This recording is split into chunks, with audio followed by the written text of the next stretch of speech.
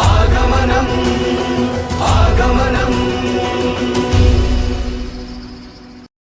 बाबा चंदन गुलाल बने तेरे चरणों की धूली बाबा, चंदन गुलाल बने।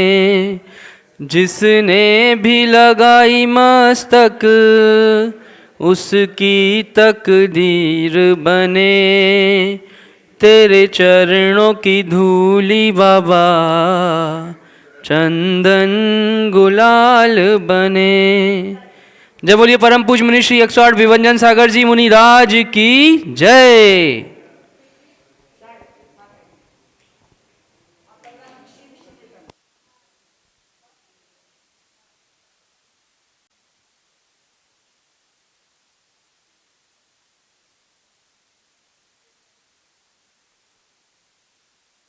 चलिए जल्दी से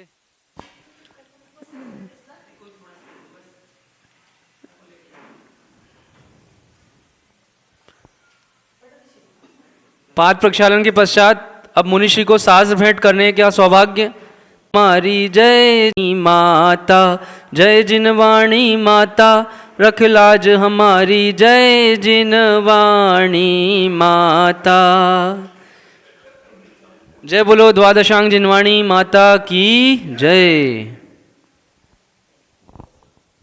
नमो अरिहंताणम, नमो सिद्धाणम, नमो आयरियाणम, नमो उवझायाणम, नमो लोए सव साहुणम। ऐसो पंच नमो यारो सव पावपणाशणो, मंगलाणम च सव्वेसिम परमम हवै मंगलम, परमम हवै मंगलम। नमो नमो नमो नमो नमो नमो। जय बोलो पंच परमेश्वरी भगवान की। परम पूज मुनिश्री उपाध्याय विभंजन सागर जी गुरुदेव की। अब हम सभी यहाँ उपस्थित श्रावक श्राविकाओं की ओर से हम सभी मुनिश्री के चरणों में दोनों हाथों को जोड़कर निवेदन करते हैं कि वह अपनी मंगलमय वाणी से हम सभी जीवों का कल्याण करें।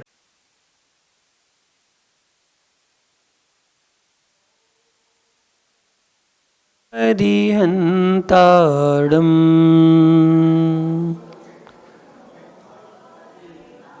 ॐ नमो श्रीसिद्धाणम्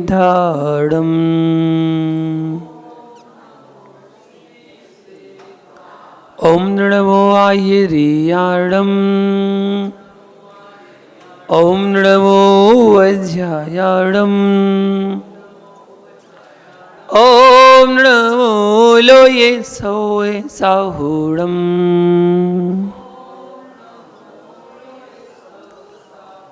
जय बोलो अनंतानंद सिद्ध परमेष्ठी भगवान की, मूल नायक श्री महावीर भगवान की, परम पूज गुरुदेव गणाचार्य श्री विराग सागर जी महामुनि राज की, आचार्य भगवान अमृत चंद्र स्वामी की, आचार्य गुरु विशुद्ध सागर जी महामुनि राज की, अहिंसा में विश्व धर्म की।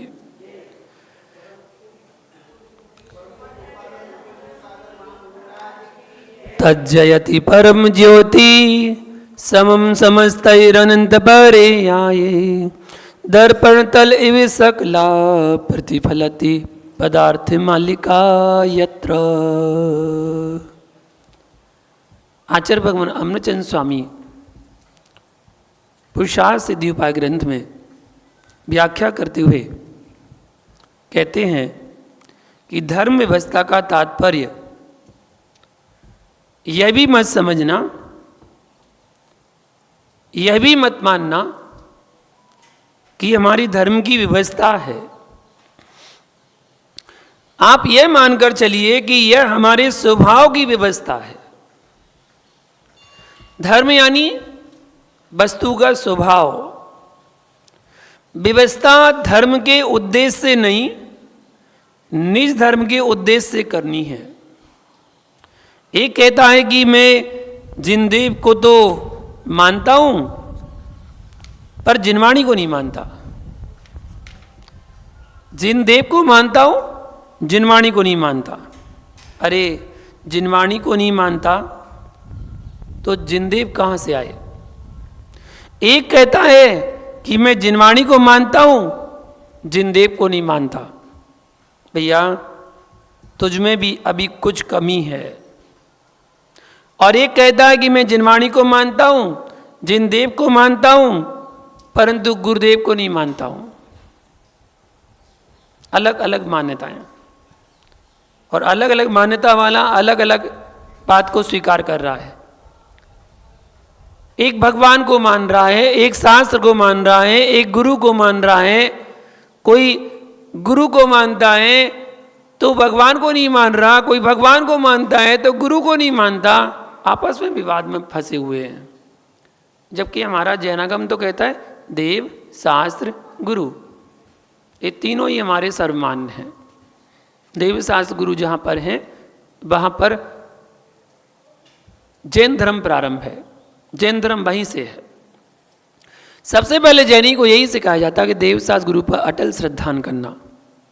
वो ज्ञानी आत्माओं, बीतराग विज्ञान कह रहा है कि ध्यान रखो, सम्यक दर्शन, सम्यक ज्ञान, सम्यक चारित्र और देव, शास्त्र, गुरु, ये तीनों इकट्ठे जब तुम्हारे सामने होंगे तभी चैतन्य ज्योति का प्रकाश दिखेगा, अन्यथा प्रकाश दिखने वाला नहीं है। आचार्य अमृतचंद स्वामी ने पहले केवल ज्योति को नमस्कार किया और फिर परमागम को नमस्कार किया। अभी ग्रंथ प्रारंभ नहीं हुआ। अभी तो आचार्य भगवान भूमिका बता रहे हैं, भूमिका चल रही है। जिसकी भूमिका इतनी निर्मल होगी वह ग्रंथ कितना निर्मल होगा। आचार्य अमृतचंद स्वामी जो इतना गहन लिख रहे हैं तो श्रद्धान कितना गहन होगा उनका, क्योंकि बिना श्रद्धान के कोई लिख ही नहीं सकता। और जब यह ग्रंथ लिख रहे होंगे तो उपयोग की कितनी निर्मलता में भरे रहेंगे वे, कितनी निर्मलता होगी उनके अंदर, कितनी बार स्वस्वरूप में स्पर्श कर रहे होंगे। ध्यान रखना, प्रवचन से ज्यादा लेखन में विशुद्धि बनती है, और जब विशुद्धि बनती है तब तो भगवान जिनेंद्र के शासन पर कलम चल रही होती है। भैया कवियों ने तो खोटे काव्य लिख लिख करके इतने ऊंचे ऊंचे पर्वत बना डाले। तो सुकवि आचार्य भगवंत कहते हैं कि हे नाथ, जिनकी कुकाव्य लिखने में कलम नहीं थकी तो मेरी सुकाव्य लिखने में कलम कैसे थक जाती, अर्थात कैसे थक सकती है। भर्तरी ने कितनी कितनी उपमा दी है, सो आप पढ़ लेना। श्रृंगार शतक, श्रृंगार शतक में, और फिर उन्हीं भर्तरी को पढ़ लेना वैराग्य शतक में। भर्तरी ने श्रृंगार शतक भी लिखा है और भर्तरी ने वैराग्य शतक भी लिखा है। आप कहेंगे यह श्रृंगार शतक का लेखक कैसे हो सकता है? वैराग्य शतक पढ़ेंगे तो कहेंगे श्रृंगार शतक का लेखक कैसे हो सकता है, और वैराग्य शतक पढ़ेंगे तो कहेंगे श्रृंगार शतक का लेखक कैसे हो सकता है। भैया, और जिसने मवीरांग शतक पढ़ ली हो फिर श्रृंगार शतक पढ़ेगा तो वह कहेगा ये वैराग्य शतक के लेखक कैसे हो सकते हैं। यह तो मनीषियों बुद्धि का व्यायाम है, परंतु आचार्यों ने बुद्धि का व्यायाम नहीं किया, उन्होंने तत्व का व्यायाम किया है। आचार्यों ने तत्व की व्याख्या का वर्णन किया है। भैया आचार्य अमृतचंद स्वामी ने पहले ही कह दिया कि यह ग्रंथ विदुषा मतलब विद्वानों के लिए लिखा जा रहा है, अज्ञानियों के लिए नहीं है। अपने आप को अज्ञानी कभी मत समझना कि मैं तो अज्ञानी हूं, ज्ञान तो आपको भी है। बिना ज्ञान के कोई जीव होता ही नहीं है। मति ज्ञान श्रुत ज्ञान तो सब जीवों के पास होता है। आपके पास भी मति ज्ञान श्रुत ज्ञान है, मेरे पास भी मति ज्ञान श्रुत ज्ञान है, और जिन्होंने ग्रंथ लिखा उनके पास भी मति ज्ञान श्रुत ज्ञान ही था। अवधि ज्ञान थोड़ी था, मन ज्ञान थोड़ी था, केवल ज्ञान थोड़ी था। दोनों ज्ञान उनके पास थे, बस बुद्धि छह समझा था। ये ग्रंथ विद्वानों के लिए कहा जा रहा है कि ये विद्वानों, हे विद्वानों, वही ज्ञान है जिसमें संवेदन है, और जिसमें संवेदन नहीं है वह ज्ञान नहीं। जिसमें अनुभव नहीं, अनुभवन नहीं, वह ज्ञान तो अज्ञान है। इसलिए आत्मज्ञान ही ज्ञान है, शेष सभी अज्ञान है। पर यदि आत्मज्ञान में शून्यता है तो आगम ज्ञान भी उसके लिए ज्ञान का काम कर जाएगा, पर तुम्हारे लिए तो अज्ञान है। जैसे जिनेंद्र भगवान की प्रतिमा अकृत्रिम जिनालय स्वर्गों में भी है, सम्यक दृष्टि आराध्य मान के देवसास गुरु मानकर उनकी आराधना कर रहा है, जिनेंद्र भगवान की जिन बिंब को मानकर अर्चना कर रहा है, और मिथ्या दृष्टि जा रहा है तो वो अपने कुल देवी देवता मानकर पूजा कर रहा है। भगवान तो वही है। अज्ञान अज्ञानात् कृतं पापम सद्ज्ञानात् विमुच्यते ज्ञात्वा ज्ञानं कृतं पापम वज्रलेपो भविष्यते।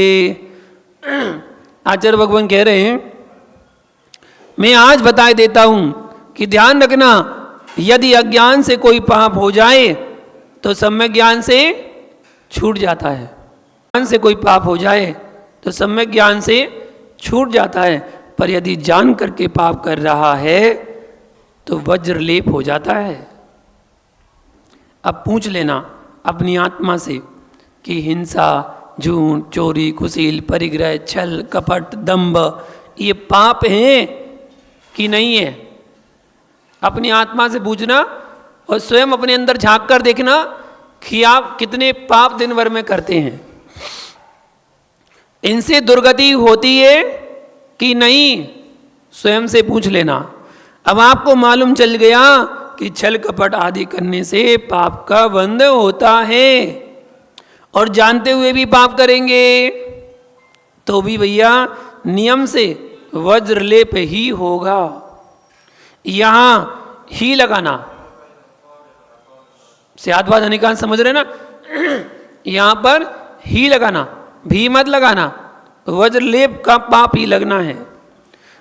इसलिए यदि आपको अपनी आत्मा पर करुणा हो तो आज से पांचों पापों को छोड़ने का प्रयास करना प्रारंभ कर देना, और फिर यथासंभव छोड़ देना। वो चेतन परिग्रह को तो आपने पुण्य मान लिया है, परिग्रह को पुण्य मान लिया, पुण्य। आगम को पढ़कर देखना, वह वारम परिग्रहत्वम माने नारकस्य आयुषा, तत्पार सूत्र का सूत्र है। जितनी जितनी हिंसा आज तक हुई है, चाहे वह महाभारत काल में हुई हो, चाहे वह रामायण काल में हुई हो, वह सब परिग्रह के कारण ही हुई है, सब परिग्रह के कारण हुई है। इसलिए नारी भी परिग्रह है, ये मत सोचना कि नारी परिग्रह नहीं है, नारी भी परिग्रह है। महाभारत हुई थी जमीन के पीछे, और रामायण हुई जोरू के पीछे। जड़ तो जड़ है, लड़ाई झगड़े की जड़ यदि कोई है तो जड़ जोरू जमीन तीन ही है, इन्हीं से लड़ाई झगड़ा होते हैं जहां देखो। तो सब परिग्रह है। देखो रावण स्त्री परिग्रह के पीछे नष्ट हो गया, हिंसा हुई। महाभारत किसके कारण हुई? परिग्रह के पीछे, राज्य के पीछे, उससे भी हिंसा हुई।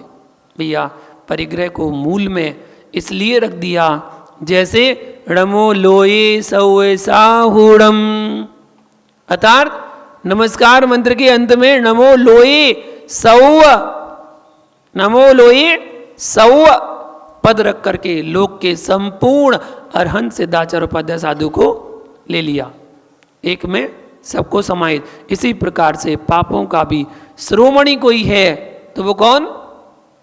परिग्रह, परिग्रह ही है। इसलिए सभी लोग पढ़ते हैं लोभ पाप का बाप बखाना, लोभ तो पाप का बाप है, बाप। भैया राजमार्ग यह है कि यदि आप ग्रस्त भी हो तो कम से कम परिग्रह का परिमाण तो कर लो। साधु नहीं बन पा रहे, कोई बात नहीं, हमारे भगवान ने ये थोड़ी कहा कि आपको साधु बनना अनिवार्य है। आप गृहस्थ जीवन भी अपनाओ, लेकिन गृहस्थ जीवन भी अपनाकर परिग्रह का परिमाण तो कर लो। ये हाय हाय तो समाप्त हो जाए, करोड़ की मर्यादा कर लो। लाख है ना आपके पास, करोड़ की मर्यादा कर लो। 10 करोड़ है ना, 20 करोड़ की मर्यादा रख लो। हम यह नहीं कह रहे कि भैया तुम कम परिग्रह का परिमाण करो, कर लो, अच्छा कर लो, लेकिन जितनी आवश्यकता उतना तो कर लो, लेकिन कम से कम शांति से तो बैठो, अन्यथा 3 लोक की संपदा तो तुम्हें मिलने वाली नहीं है। ऐसा तो संभव है नहीं है कि 3 लोक की संपदा आपको मिल जाए, वो तो संभव है नहीं है, तो उसमें मर्यादा कर लो।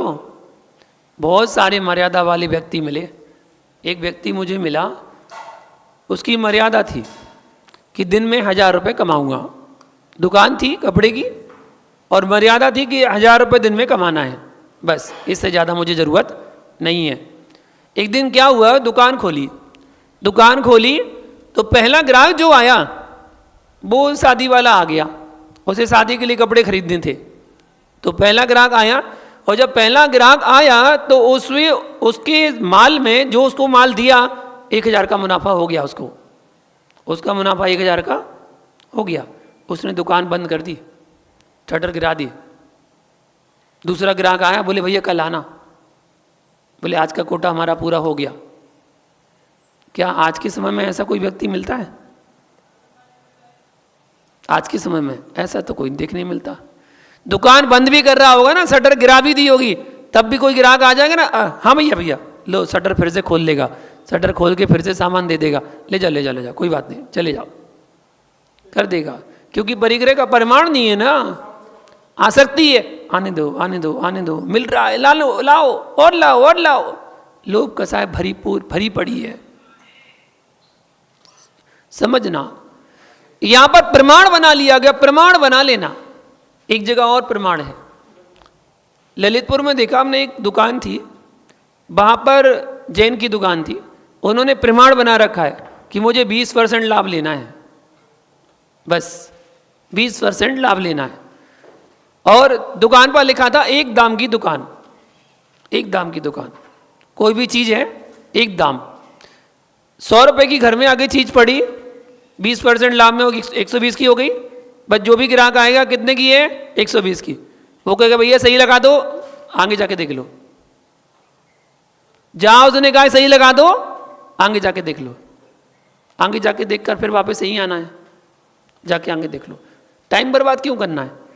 वरना पता चले 120 की सामान देना था आपको, आपने उसको 200 रुपये का रेट बताया, कितने की है, 200 रुपये की। अब करो कम, कितना कम करोगे?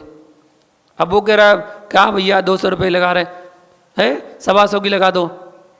बोले 125 की हमारे घर में आके नहीं पड़ी, तुम्हें 125 कैसे लगा दें? अब घिसा पिटी शुरू, 180 दे दो, 170 दे दो, फिर 150 लगा दो, चलो 140, ना तुम्हारी ना हमारी 130, चलो 130। वो कह रहा हम तो 125 से ज़्यादा नहीं देंगे। लो भैया दो, आधा घंटा बर्बाद क्या हो करिए। अब आपने उसको घिस फिस करके एक बार में बोल देते ना, जितना आपको लाभ लेना था। 1 दाम की दुकान, आपको कोई मोल भाव नहीं करना पड़ता, और इसमें न्यायोपार्जित आपका धन कहलाता। ये न्यायोपार्जित धन, न्याय से आपने कमाया, बस आपने उसको लूटा नहीं है।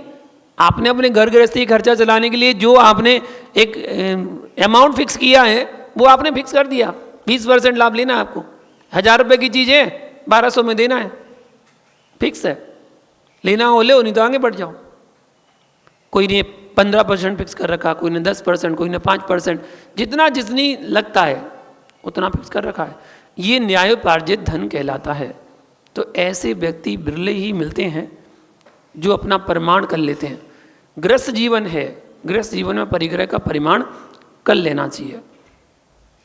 यह पद भी परिग्रह में ही आते हैं। कौन से पद? बड़े बड़े पद कोई ले लेते हैं, जो मुख्यमंत्री बनना, राष्ट्रपति बनना, आदि आदि, ये सब पद भी सब परिग्रह कहलाता है। ये परिग्रह है। जितना भी परिग्रह, जितने भी बर्बाद हुए, पतन को प्राप्त हुए हैं, वो सब परिग्रह के कारण हुए। राजमार्ग यह है कि यदि आप ग्रस्त भी हो तो कम से कम क्या कर लो, अपने परिग्रह का सीमित कर लो, कम कर लो, मर्यादा बांध लो कि इससे ज़्यादा हमें नहीं रखना है। वरना 3 लोक की संपदा भी आप इच्छा करोगे तो मिलने वाली नहीं है। जब आपको राष्ट्रपति नहीं बनना है, आपको प्रधानमंत्री नहीं बनना है, आपको राजनीति में नहीं आना है, नहीं आना ना, त्याग कर दो ना।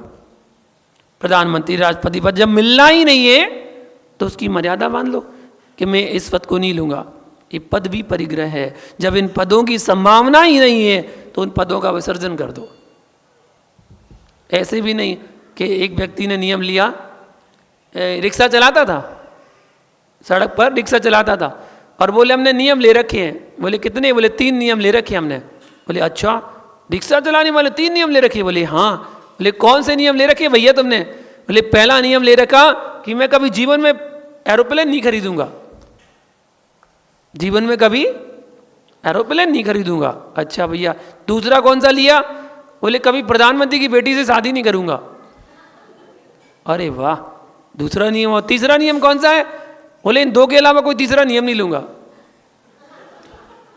ये तीसरा हमारा नियम ही है कि इनके अलावा कोई नियम लूंगा नहीं, ये हमारा नियम है। तो अब कैसे नियम ले सकते हैं हम? हमारा तो नियम है कि नियम लेना ही नहीं आएंगे। ऐसे भी नियम नहीं है। जितनी आपकी क्षमता है उतना तो कर दो और परिमाण बना लो। ध्यान रखो, यदि आंख फूट जाए तो भी चिंता मत करना, परंतु श्रद्धा का नेत्र ना फूटे और आगम ना छूटे। श्रद्धा का नेत्र ना फूटे और आगम ना छूटे। आगम आगम है।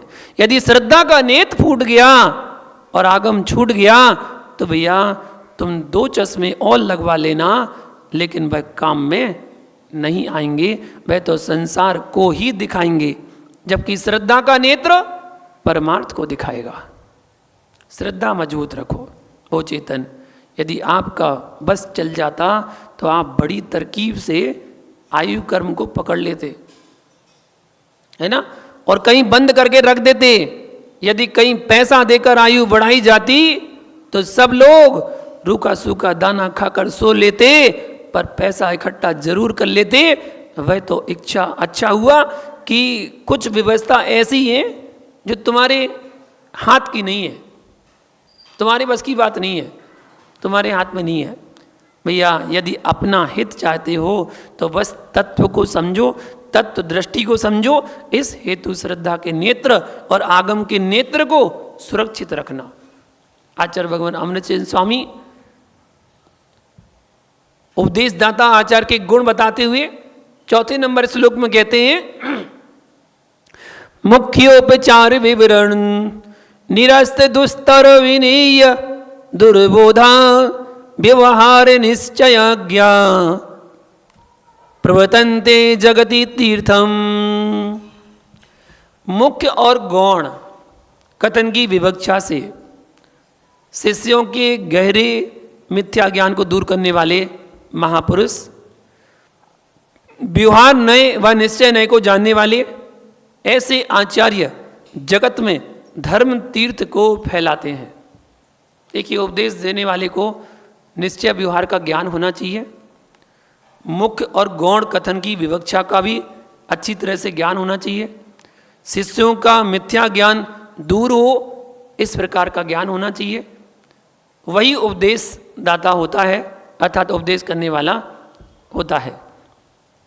कोई चीज को अगर आप बोल रहे हैं तो वो मुख्य है, बाकी चीज को गौण कर दिया गया। जब उसको हमें बोलना है तो उसको मुख्य किया जाएगा, बाकी को गौण किया जाएगा।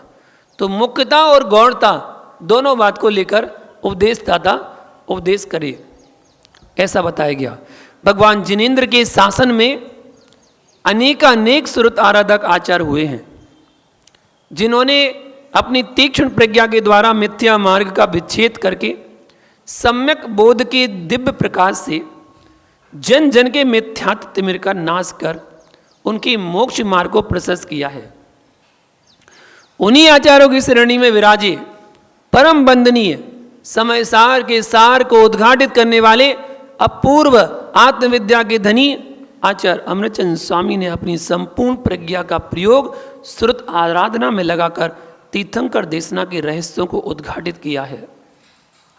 आचार्य कुंद कुंद भगवान समय सार को प्रकाश में लाने वाले सर्वप्रथम अमृतचंद्र स्वामी हुए, जिनकी आत्मख्याति टीका एवं कलश ऐसे लगते हैं मानो महान समय सार प्रसाद के रूप में आत्मख्याति काव्य कलशों के साथ विशाल कलशारोहण ही किया गया हो।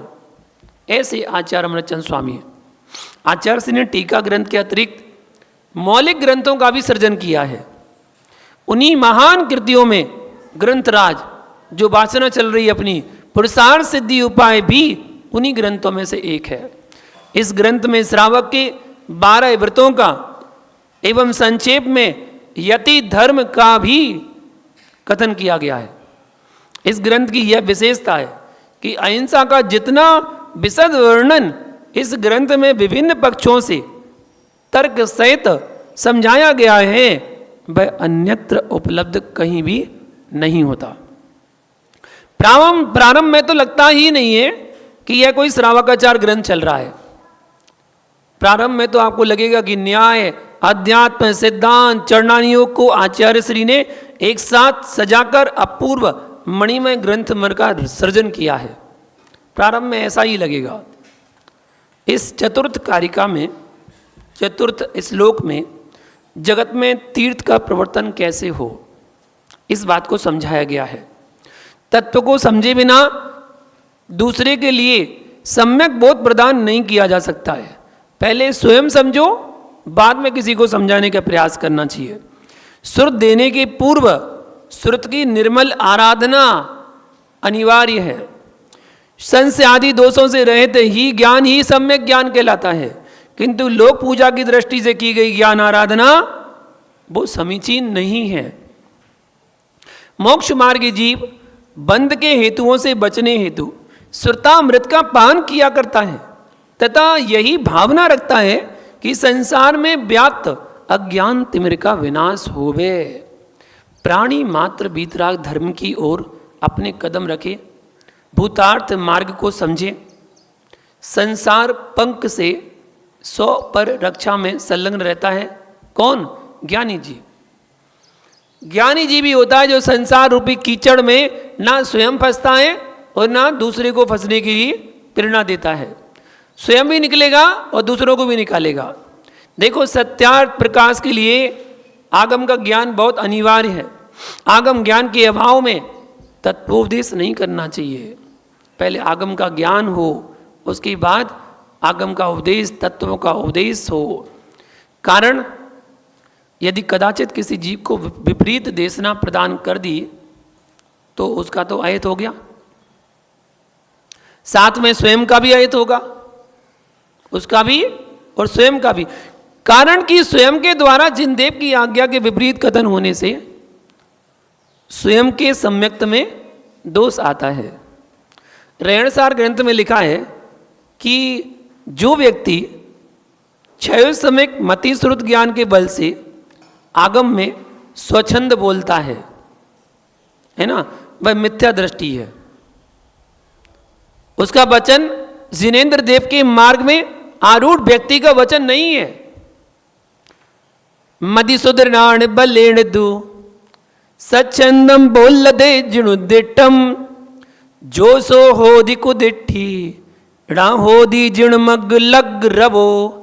आचार्य भगवान कहते हैं प्रेरण सार में, समय सार में, कि मति श्रुत ज्ञान के बल से जो मनमाना बोलता है, स्वच्छंदी मतलब मनमानी बोलना, सो वो कौन?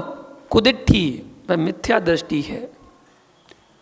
परंतु सम्यक दृष्टि जीव जिन देव एवं आचार परंपरा के विरुद्ध कभी अपना भाषण नहीं करता, वह आगम के आधार से वचन लाभ करता है। पुब्बम जिणे ही बड़िदम जहटिदम गणहरे ही बेथरिदम पुब्बाई एकमज्जम तम बोलदी जो सदिट्ठी। आचार्य भगवान कहते हैं कि जैसा पूर्व काल में जिनेंद्रों ने कहा है, आचार्य कभी अपनी बात को नहीं बोलते कि मैं कह रहा हूं, ऐसा नहीं कहते। कहते हैं जिन डिठम, जिनेंद्र भगवान ने जो कहा है, पूर्व काल में जिनेंद्रों ने जो कहा है, गणधरों ने जिसे यथावस्थित वस्तु स्वरूप को विस्तार रूप से बताया है, और फिर पूर्वाचार्यों की परंपरा से जो प्राप्त है। मतलब पहले भगवान ने कहा, गर्दन ने उसको झेला, गर्दन ने आचार्यों को बताया, और फिर आचार्यों ने उसको शास्त्रों में लिपिबद्ध किया। तो क्रम से चला आ रहा है। उससे ही जो कहता है वही जीव सम्यक दृष्टि कहलाता है। सम्यक दृष्टि जीव अपने प्रवचनों में जिनागम के बाहर कथन नहीं करता। जिन शासन के पक्ष को दृढ़ करने की ही चर्चा करता है। यहाँ बाकी बातों में समय निकालना श्रेष्ठ वक्ता का लक्षण नहीं है। वक्ता श्रेष्ठ वही है जो सभा को देखकर मधुर गंभीर वाणी में जिन वाणी को सहज भाव से जन जन के अंतःकरण में प्रवेश करा दे तथा सद शास्त्रों के पढ़ने के लिए लोगों को वाचाल कर दे, सच्चे शास्त्रों को पढ़ने के लिए प्रेरणा दे दे, श्रोता ग्रंथ पढ़कर निर्ग्रंथों के प्रति आस्थावान हो जाए, वही सच्चा वक्ता कहलाता है। आचार्य भगवान इस कार्यक्रम में यही बतला रहे हैं कि जगत में तीर्थ की प्रवृत्ति कौन कर सकता है? जो सम्यक रूप से जिन प्रवचन को जानता है तथा स्यादवाद नए विद्या का अच्छी तरह से पारंगत है, कुशल प्रवक्ता है, वाणी में माधुर्य है, ओज की प्रधानता है और समय अनुसार भाषण करने वाला तथा निश्चय और व्यवहार उभय नए अपनी विषय वस्तु को बनाने वाला, एकांत नय से अपनी वाणी की रक्षा करने वाला, तत्वज्ञानी जीवी जगत में शिष्यों के अज्ञान को दूर करने वाला है। तीर्थ का प्रवर्तन वही कर सकता है। भैया आचार्य भगवान कहते हैं उपदेश दाता आचार्य जिन जिन गुणों की आवश्यकता है उन सब में मुख्य गुण व्यवहार और निश्चय नय का ज्ञान होना। जहाँ भी वक्ता अपना उपदेश दे रहा है वहाँ व्यवहार निश्चय का ज्ञान होना चाहिए। निश्चय मतलब यथार्थ, व्यवहार मतलब वहाँ की शैली, उसको जानना बहुत जरूरी है। क्योंकि जीवों का अनादि अज्ञान भाव मुख्य कथन और उपचरित कथन के ज्ञान से ही दूर होता है। सो मुख्य कथन तो निश्चय नय के अधीन है और जो उपचरित कथन है वह व्यवहार नय के अधीन है।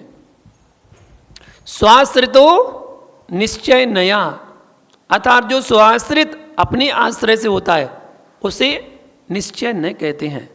इसी कथन को मुख्य कथन एवं परमार्थ दृष्टि कहते हैं। इस नय के जानने से शरीर आदि पर द्रव्यों के प्रति एकत्र श्रद्धानुरूप अज्ञान भाव का अभाव होता है। व्यवहार ज्ञान भी जरूरी है, निश्चय ज्ञान भी जरूरी है। व्यवहार ज्ञान निश्चय ज्ञान तक पहुंचाने का साधन है, इसलिए व्यवहार ज्ञान को छोड़ नहीं सकते, उसको भी जीवन में अपने अपनाना चाहिए। व्यवहार ज्ञान निश्चय ज्ञान दोनों का ज्ञान होना चाहिए।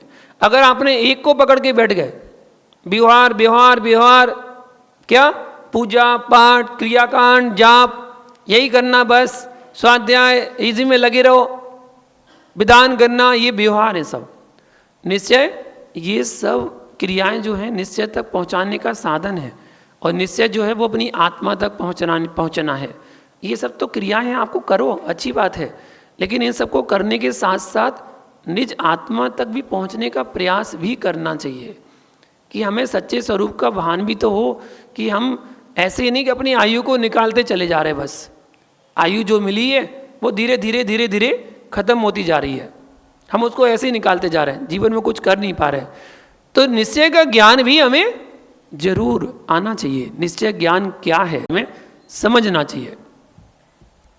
तो नए के जानने से शरीर आदि पर द्रव्यों के प्रति एकत्र श्रद्धानुरूप अज्ञान भाव का अभाव होता है, भेद विज्ञान की प्राप्ति होती है तथा पर द्रव्यों से भिन्न अपने शुद्ध चैतन्य स्वरूप का अनुभव होता है। तब जीव परमानंद दशा में मग्न होकर केवल दशा को प्राप्त करता है। जो अज्ञानी पुरुष इसके जाने बिना धर्म में लवलीन होते हैं वे शरीर आदि क्रियाकांड को उपदेश जानकर संसार के कारणभूत शुभ उपयोग के ही मुक्ति का साक्षात कारण मानकर स्वरूप से भ्रष्ट होकर संसार में परिभ्रमण करते हैं।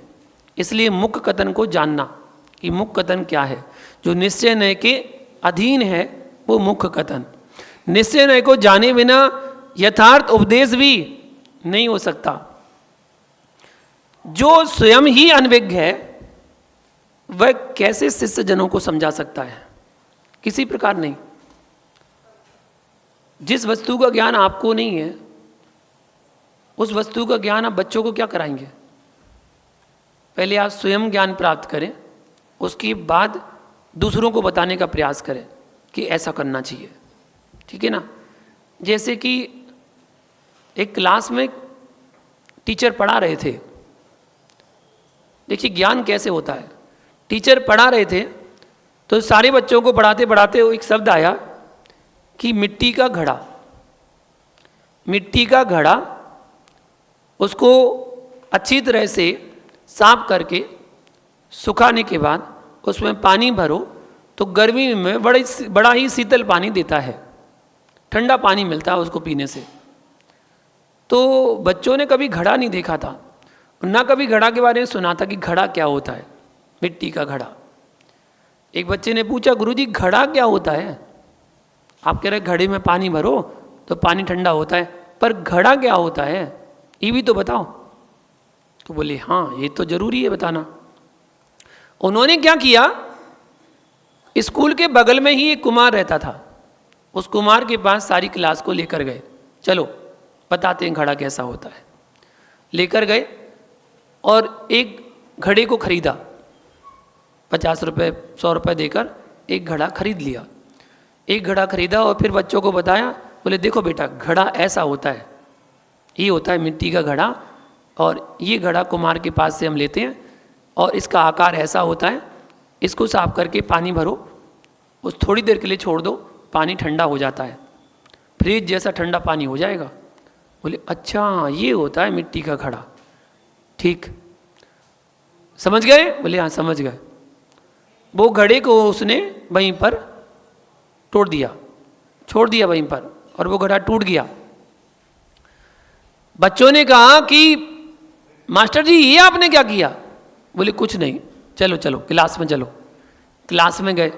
अब क्लास में पहुंचे तो उन्होंने फिर पुनः प्रश्न पूछा, बच्चों बताओ मिट्टी का घड़ा कौन जानता है? सारे बच्चों ने हाथ उठाया कि नहीं? सारे बच्चों ने हाथ उठा लिया। उसके पहले कोई नहीं जानता था कि मिट्टी का घड़ा क्या होता है, लेकिन जैसे ही उनको ज्ञान हो गया तुरंत सब लोगों ने हाथ उठा लिया, मिट्टी घड़ा हम बता रहे कैसा होता है। एक बच्चे को उठाया, बोले इधर आओ बोर्ड पर बताओ कैसा होता है। उसने तुरंत आकार बनाया और तुरंत घड़े का आकार बना दिया। बोले मिट्टी घड़ा ऐसा होता है। एक बार में सीख गया। ये क्या था, ये कौन सा ज्ञान था ये? देखिए एक होता है शब्द, एक होता है अर्थ और एक होता है ज्ञान। घड़ा मिट्टी का घड़ा वो शब्द ज्ञान था जो टीचर ने क्लास में कराया था। दूसरा, जब कुम्हार को उसने पैसे दिए थे वो अर्थ ज्ञान था, पैसे से घड़ा खरीदा, वो अर्थ ज्ञान था।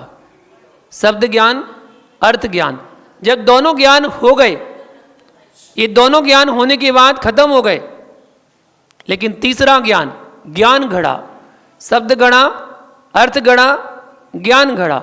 शब्द घड़ा खत्म हो गया, अर्थ घड़ा खत्म हो गया, लेकिन ज्ञान घड़ा अब कभी समाप्त नहीं होगा। बच्चों को कभी भी किसी भी अवस्था में कितनी बड़े हो जाएं, उनसे पूछो मिट्टी का घड़ा कैसा होता है, वो तुरंत बता देंगे। ज्ञान कभी जाता नहीं है, ज्ञान कभी भिन्न नहीं होता है, ज्ञान कभी हमारी आत्मा से अलग नहीं होता है, ज्ञान तो हमारे पास ही है। व्यवहार ज्ञान, निश्चय ज्ञान, व्यवहार ज्ञान निश्चय ज्ञान कराने का साधन है। ये पूजा पाठ आपकी निश्चय ज्ञान तक पहुंचाने का एक निमित्त है, आपको पहुंचा रहा है कि आत्मा का स्वरूप क्या है, उसके बारे में देखो, उसके बारे में जानो, आत्मा क्या है। वो ज्ञानी यहाँ पर इस बात का ध्यान रखना कि जो शुभोपयोग को संसार का हेतु कहा है वह सर्वथा नहीं समझना। समय दृष्टि जीव का निदान रहित शुभोपयोग तो परंपरा से मोक्ष का ही हेतु बनता है, परंतु निर्वाण का साक्षात हेतु शुद्धोपयोगी होता है। कथन करने की शैली होती है। अगर आप गृहस्थ जीवन में हैं, गृहस्थ जीवन में आपको यही कहा जाएगा पहले शुभोपयोग करो, क्योंकि अशुभ उपयोग आपका छूटा नहीं है, और आपसे बोला जाए कि शुभ उपयोग छोड़ दो, अशुभ उपयोग अभी छूटा नहीं है, और शुभ उपयोग छोड़ने के लिए बोल दो कि शुभ उपयोग छोड़ दो, तो फिर क्या करोगे? निरंतर पाप का आश्रय ही चलता रहेगा, निरंतर। शुद्ध उपयोग में पहुंचना है तो अशुभ उपयोग को छोड़ना पड़ेगा, शुभ उपयोग को करना पड़ेगा। शुभ उपयोग को करेंगे तो करते करते एक समय ऐसा आएगा कि जब आपका शुभ उपयोग छूट जाएगा। अशुभ उपयोग को छोड़ने के लिए पुरुषार्थ करना पड़ता है, प्रयत्न करना पड़ता है, तब छूटता है। शुभ उपयोग को छोड़ने के लिए प्रयत्न नहीं करना पड़ता, वो तो छूट जाता है। जब आप शुद्ध उपयोग में जाएंगे तो शुभ उपयोग अपने आप छूट जाता है, उसे पुरुषार्थ नहीं करना पड़ता। भैया समझना, यहाँ पर आचार्य भगवान शुभ उपयोग की बात कर रहे हैं कि शुभ उपयोग परंपरा से मोक्ष का कारण बनेगा और शुद्ध उपयोग साक्षात मोक्ष का कारण बनेगा। अतः व्यवहार की क्रियाओं में संतोष धारण नहीं करना चाहिए। बोले हम तो पूजा करते हैं, हम तो पूजा ही करते हैं बस, नहीं, संतोष धारण नहीं करना चाहिए, उससे आगे बढ़ना चाहिए। पर दृष्टि प्रतिक्षण बनाकर मुमुक्षु जीवों को चलना चाहिए कि परमार्थ दृष्टि क्या है हमारी। परमार्थ पर दृष्टि बना के चलो कि मुझे जाना तो मोक्ष है। देख लो आप पूजा में करते क्या हो, पूजा करते हो ना तो हर द्रव्य को चढ़ाते समय क्या मांगते हो? मोक्ष। हर द्रव्य को अर्पण करते समय मोक्ष मांगते हो। जल चढ़ाते हो क्या बोलते हो बताओ? जन्म जरा मृत्यु विनाश नाय। जन्म जरा मृत्यु का विनाश हो जाएगा तो कहां जाओगे? मोक्ष। संसार ताप का विनाश हो गया तो कहां जाओगे? मोक्ष। अक्षय पद कौन सा है? मोक्ष। काम रूपी विकारी भावों का विनाश हो गया तो कहां जाओगे? मोक्ष। क्षुधा रोग विनाश हो गया तो कहां जाओगे? सबसे बड़ी रोग तो क्षुधा है। ये क्षुधा रोग ठीक हो जाए तो सारे क्रियाकांड बंद हो जाएं। ये कितनी कसाएं हो रही हैं, जितने पाप हो रहे हैं, जितने व्यसन हो रहे हैं, सब किसके कारण हो रहे हैं? पेट। आप कहते नहीं है भूखे पेट ना होए खाली पेट कुछ नहीं होता, भगवान का नाम भी नहीं लिया जाता। और नाम लेने में भी बोले आलस आता है, पहले बोले पेट भरो। क्षुधा और मोह का अंधकार विनाश हो गया तो कहां जाओगे? मोक्ष। और अष्टकर्म का क्षय हो गया तो कहां जाओगे? मोक्ष। और फल चढ़ाते समय क्या बोल रहे हैं? मोक्ष फल प्राप्त है। और अनर्घ पद प्राप्त है, अर्घम निरपामती स्वाहा। हर द्रव्य चढ़ाते समय आप क्या बोल रहे हैं? मोक्ष मिल जाए। चारिसार ग्रंथ में लिखा है दानम पारम परिण मोक्ष कारणम। दान भी परंपरा से मोक्ष का कारण है। त्रयण सार में लिखा है जो जिनेन्द्र भगवान की पूजा करता है वो तीनों लोकों में पूज्यता को प्राप्त करता है, वो भी तीनों लोकों में पूज्य बनता है। लो वो भी मोक्ष। हर क्रिया कराने का उद्देश्य केवल एक ही है कि आप कैन प्रकार कैसे भी हो, आपको तो मोक्ष जाना है। इसलिए उन क्रियाओं में संतोष धारण करके मत रह जाना, आगे बढ़ना। दृष्टि आपकी परमार्थ पर होना चाहिए। भैया जीवों को चलना चाहिए, ज्ञानी जीवों को, मुमुक्षु जीवों को चलना चाहिए, ठहरना नहीं चाहिए, रुकना नहीं चाहिए। अन्यथा भूतार्थ स्वरूप से अपरिचित ही रहेगा। अनादि से परिचय में आए विषय कसाय रूप परिणामों से ही संबंध रहेगा। ये विषय कसायों से परिचय तो हमारा अनादिकाल से चला आ रहा है, अनादिकाल से। बताइए ऐसा कौन बच्चा होगा जो जन्म लेते ही अपनी माँ को नहीं पहचानता? देखना, अगर बच्चा रो रहा है तो रोते हुए बच्चे को ये पता है कि उसे दुग्ध कैसे पीना है, उसे पता है। अभी तो पैदा हुआ है, वो अभी पैदा हुआ है, उसमें संस्कार पड़ गए? नहीं, वो तो अनादिकाल से संस्कार है। अनादिकाल के संस्कार ऐसे थोड़ी जाएंगे, वो तो अनादिकाल संस्कार के साथ चल रहे हैं। कसाय रूप परिणाम से ही संबंध रहेगा उसका। अनादिकाल से कसाय करता आ रहा है, तभी तो संसार में भटकता आ रहा है। कौन चाहता है कि श्रेष्ठ व्यक्ति व वस्तु से मेरा संबंध विच्छेद हो? कौन चाहता है? अच्छे व्यक्ति की संगति सब चाहते हैं। पुद्गलमय कर्म, परमेश्वर गम, परमेश्वरमय आत्मा को क्यों छोड़ेंगे? वो तो कहते हैं भैया आत्मा तो अनंत ज्ञानी है, हम उसको क्यों छोड़ें? अच्छी संगति कौन छोड़ना चाहता है? तो कर्म भी कहते हैं कि हम क्यों छोड़ें, आत्मा तो अनंत ज्ञानी है। निश्चय नय को समझना अनिवार्य है। भैया व्यवहार ने पराश्रितो व्यवहारा, निश्चय न स्वाश्रितो व्यवहार निश्चया, जो पर द्रव्य के आश्रित होता है उसे व्यवहार कहते हैं। और पराश्रित कथन उपचार कथन कहलाता है। उपचार कथन का ज्ञाता शरीर आदि संबंध रूप संसार दशा को जानकर संसार के कारण आश्रव वंद का निर्णय कर मुनि होने के उपाय रूप संबर निर्जरा तत्वों में प्रवृत्त होता है। परंतु जो अज्ञानी जीव इस व्यवहार नय को जाने बिना स्वतोपयोगी होने का प्रयत्न करते हैं, वे पहले ही व्यवहार साधना को छोड़ के पापाचरण में मग्न होकर के नरक आदि दुखों में जा पड़ते हैं। अशुभ क्रियाएं कर रहे हैं, वो कह रहे हैं मैं शुद्धोपयोग में जा रहा हूँ, मैं शुद्धोपयोग कर रहा हूँ। इसलिए भैया व्यवहार नय का जानना भी परम आवश्यक है।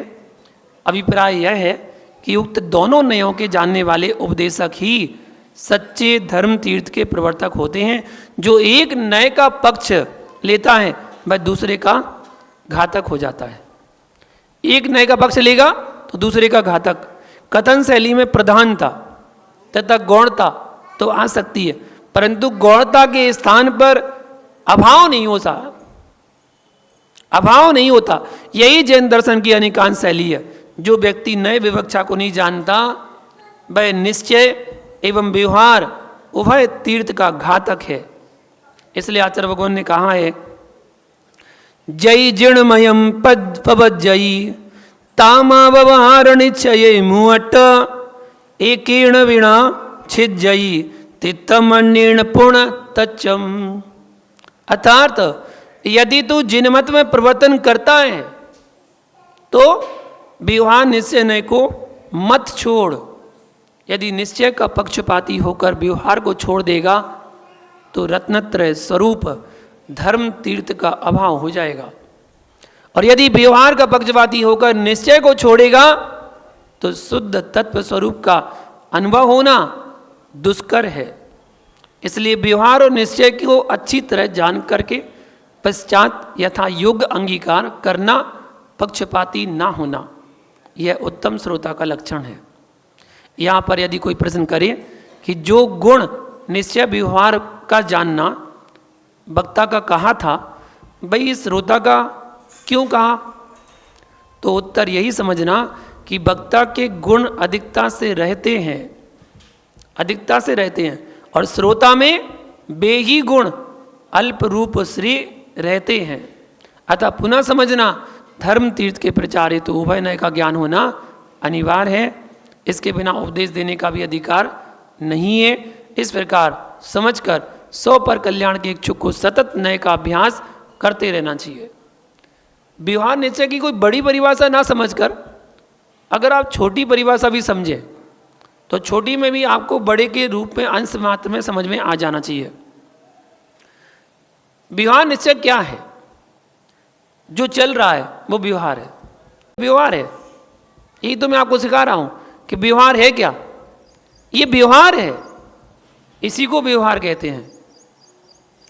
उस बाल्टी में उस समय पानी रखा हुआ है। यद्यपि देखा जाए तो किसकी बाल्टी हो गई? छाछ की बाल्टी हो गई। कमाल है। और अगर डीजल पेट्रोल भर दिया जाए तो डीजल की बाल्टी हो गई।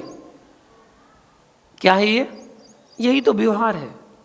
इसी को व्यवहार कहते हैं कि उस समय जो अवस्था है उसको हमने उस रूप में बोल दिया, तो ये व्यवहार है। और इसी बात को निश्चय में बोल के दिखाएं। निश्चय क्या होगा? तो निश्चय में कहा जाएगा, बेटा जिस डिब्बे में नमक रखा है वो डिब्बा उठा के लाना, जिस डिब्बे में घी रखा है वो डिब्बा उठा के लाना, जिस बाल्टी में पानी भरा है वो बाल्टी लेकर आना। ये क्या है? निश्चय है, यथार्थ है, सही है। जिसको जो है जैसा है उसको वैसा यथार्थ कहना, यही तो निश्चय है। पूजा पाठ भी मोक्ष का कारण है, व्यवहार से कहा जा रहा है, वरना इससे मोक्ष नहीं मिलने वाला। आप कितनी अर्घ चढ़ाते रहो, कितनी पूजा करते रहो, मोक्ष नहीं मिलने वाला। लेकिन इसके बिना भी मोक्ष नहीं मिलने वाला। इससे मोक्ष नहीं मिलने वाला, लेकिन इसके बिना भी मोक्ष नहीं मिलने वाला। ये साधन है। उस अवस्था तक पहुंचाने के लिए। ये व्यवहार है निश्चय तक पहुंचाने के लिए। निश्चय का ज्ञान करना है तो व्यवहार का ज्ञान भी अनिवार्य है। एक पक्ष को स्वीकार करके बैठ गए, आप धर्म को समझ ही नहीं पाएंगे धर्म है क्या। दोनों पक्ष को समझना है, निश्चय भी और व्यवहार भी। जब दोनों का ज्ञान हो जाएगा तभी आपको आगम का और परमागम का ज्ञान यथार्थ हो पाएगा। अपनी आत्मा का कल्याण करने के लिए दोनों का ज्ञान होना जरूरी है। इस शास्त्र में आपको यही समझाया जाएगा, सब यथार्थ का बोध कराया जाएगा और श्रावक का आचरण और मुनि के आचरण का भी वर्णन इसमें आपको देखने को मिलेगा। आज के लिए इतना ही। जय बोलो महावीर भगवान की।